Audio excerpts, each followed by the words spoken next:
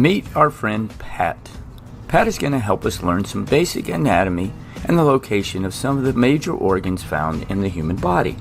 So let's get started with the head region, and as I open it up, you can see here's the brain, and there's the cerebrum, the cerebellum. Now let's move to the nasal cavity, the oral cavity. This large muscle is the tongue, and at the back of the throat is the pharynx right here.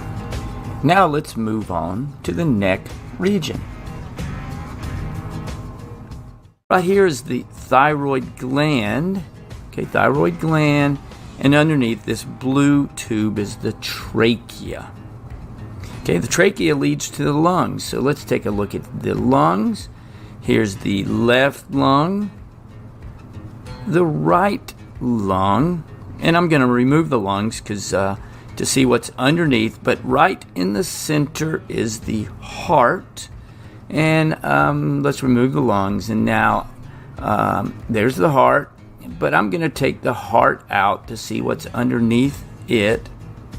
And one of the first things you'll see is the esophagus, the right bronchus, and here's the left bronchus, and those lead into the lungs. And the heart is going to go back into this cavity right there. Here's the heart, but let's open up the heart and see what's in there. We have the right atrium, right ventricle, left atrium, left ventricle, the superior vena cava, and underneath is the inferior vena cava, pulmonary trunk right there, and the ascending aorta. Now let's take a look at this really large organ right there. This is the liver. Here's the left lobe, the right lobe, and I'm going to take it out so you can see underneath. And first thing you'll see is this green item right there. Here's the green item. That's called the gallbladder. And then you have this blue item is the inferior vena cava. Right here is the inferior vena cava right there. And you'll see some veins and arteries running through the liver. It's a really large, important organ. Now, here's the stomach. The top of the stomach that the esophagus leads to is the cardia. Now, notice that the stomach is like a little pouch. It is curved, and it fits right back in here.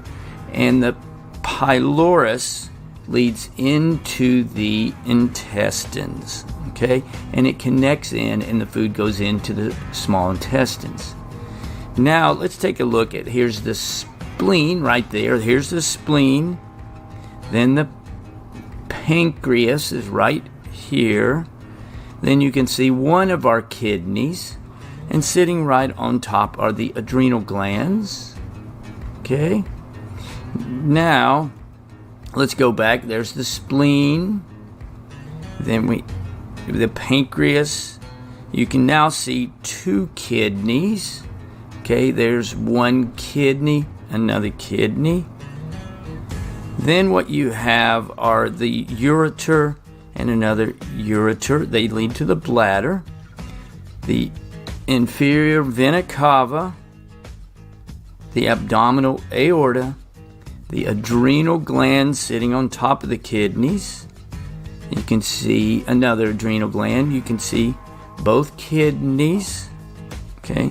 The spleen, and then let me grab this, and there's the pancreas sitting on top of the large intestine.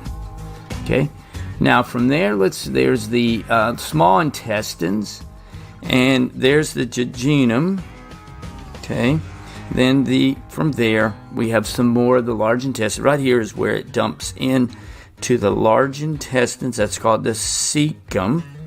Again, that's a transition from the small intestines to the large intestines. Here's another picture of the large intestines, and it would dump into the rectum. And then, as they say, that's the end of the line. I hope Pat helped you learn some basic anatomy. Thanks for watching, and Moo Moo Math uploads a new math and science video every day. Please subscribe and share.